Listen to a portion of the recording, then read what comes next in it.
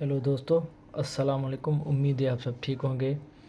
जैसे कि आपको पता है कि भाई लेक्चर और बॉटनी की जो स्क्रीनिंग टेस्ट है उनके बारे में जो है वो नवंबर के लास्ट तक आपको यानी कि शेड्यूल वगैरह भी मिल जाएगा, आपको डेट्स भी मिल जाएंगी कि भाई कब जो है वो होने वाली हैं। तो अब अगर आप देखें तो टाइम बहुत कम है और यानी कि कोर्स भी आपको ज़्यादा कवर करना होगा। तो मैं अपनी तरफ से जो मुझसे हो पा रहा है मैं कोशिश करता हूँ आपके लिए बेनिफिटेड ही हो।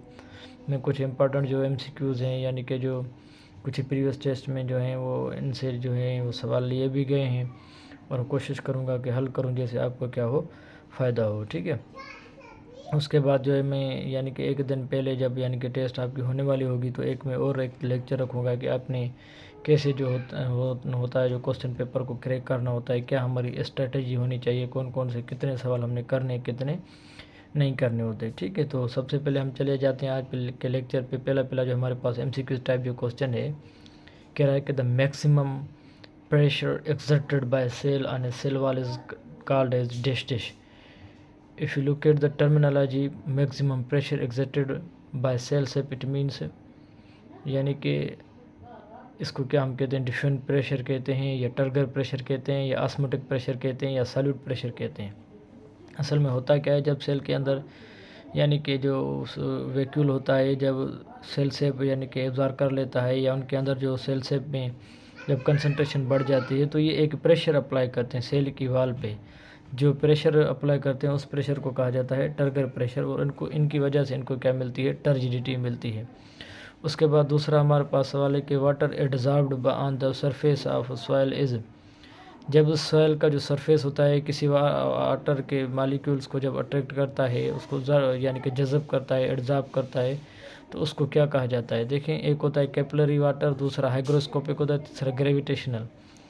अब यहाँ पे जो सही आंसर है वो है हाइग्रोस्कोपिक। हाइग्रोस्कोपिक को अगर हम थोड़ा सा देख लें तो हाइग्रो लफ्ज़ का मकसद होता है मॉइस्ट, यानी कि एक ऐसा यानी कि सॉइल जब वाटर मालिक्यूल को जब एब्जॉर्ब कर ले तो वो क्या हो जाती है, मॉइस्ट हो जाती है।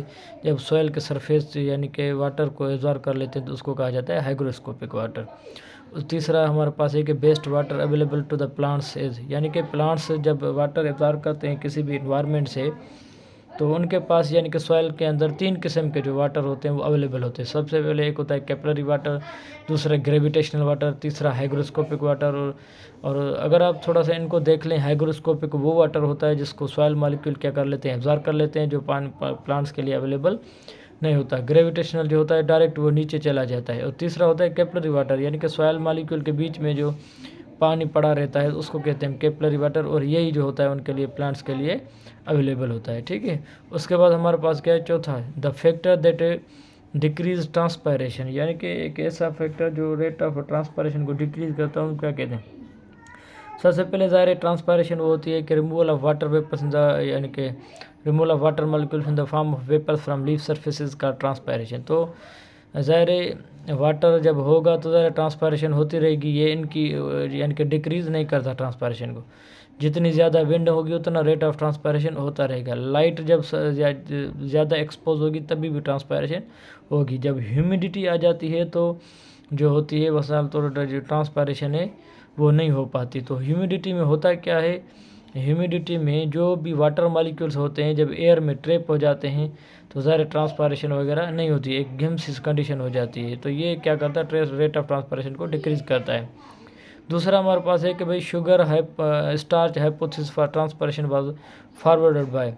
असल में शुगर स्टार्च हाइपोथेसिस यानी कि आगे आप पढ़कर आए होंगे या हम पढ़ेंगे भी सही, के मतलब जब दिन के टाइम में जो है वो ग्लूकोज वगैरह बनता है फिर स्टार्च में जो है वो कन्वर्ट हो जाता है, तो जब प्लांट्स वगैरह स्टोर कर लेते हैं तो ज़ाहिर पानी फिर बाहर से अंदर आता है तो टर्जिड हो जाते हैं, यानी कि जो ट्रांसपायरेशन वगैरह होती रहती है। तो इसका कहने का मकसद यानी कि sugar star hypothesis for transpiration जो है वो शायर एक साइंटिस्ट था जिन्होंने जो है इनके बारे में बताया था। दूसरा है हमारे पास द लीव्स टर्न यानी कि and become yellow due to deficiency. अब जब जो लीव्स होते हैं एक तो येलो हो जाए यानी कि तो मतलब ये किसकी डिफिशिएंसी होती है, असल में ये होती है पोटेशियम की वजह से, यानी कि इनका जो कलर होता है वो टर्न इनटू येलो। दूसरा क्या होता है, the major element essential for growth of plants के लिए जो मेजर एलिमेंट एसेंशियल होता है वो कौन सा होता है। वो तो देखें आप NPK आपको मिलेगा। NPK यानी कि जो भी हमारे पास यूरिया वगैरह होते हैं उन पे ये लिखा होता है 5%, 10%, फिर 5%। ये तीनों इनके लिए क्या होते हैं, एसेंशियल होते हैं ग्रोथ के लिए। उसके बाद क्या हमारे पास chlorosis occur due to deficiency. अब क्लोरोसिस क्यों होती है, ज़रा जब नाइट्रोजन नहीं होता तो क्लोरोफिल नहीं बनता, जब क्लोरोफिल नहीं बनता तो ज़ाहिर उसको क्या कहते हैं हम, क्लोरोसिस होती है। तो ये नाइट्रोजन की कमी की वजह से क्या होता है, क्लोरोसिस होता है। ठीक है, उसके बाद हमारे पास क्या है कि plant stunted in growth due to deficiency of, यानी कि जब प्लांट्स की ग्रोथ जो होती है वो कम हो जाती है, वो किसकी वजह से कम हो जाती है, असल में फास्फोरस की वजह से इनकी जो ग्रोथ होती है वो क्या हो जाती है, रुक जाती है। दूसरा हमारे पास सक्रोज इंटर से phloem sieve tube cells because of, जब सक्रोज यानी कि सीव ट्यूब सेल्स में जब यानी कि क्या होती है, इंटर होती है, तो किस प्रोसेस के तहत इंटर होती है, तो आपको पता होना चाहिए। हमारे यहाँ एक होता है ऑस्मोसिस, दूसरा होता है वाटर पोटेंशियल, तीसरा होता है एक्टिव ट्रांसपोर्ट। तो जब भी यानी कि ग्लूकोज मालिक्यूल की जब लोडिंग होती है सीव ट्यूब सेल्स में, तो वो उनमें इसमें एनर्जी इस्तेमाल होती है, तो उसको हम क्या कहते हैं, एक्टिव ट्रांसपोर्ट। ठीक है, तो इनका जो सही जवाब है वो कौन सा वाला है, एक्टिव ट्रांसपोर्ट। ठीक है, आज के लिए इतना ही काफ़ी। दुआ में याद रखिएगा, इंशाल्लाह नेक्स्ट लेक्चर के साथ आपके साथ हाज़िर होंगे। शुक्रिया।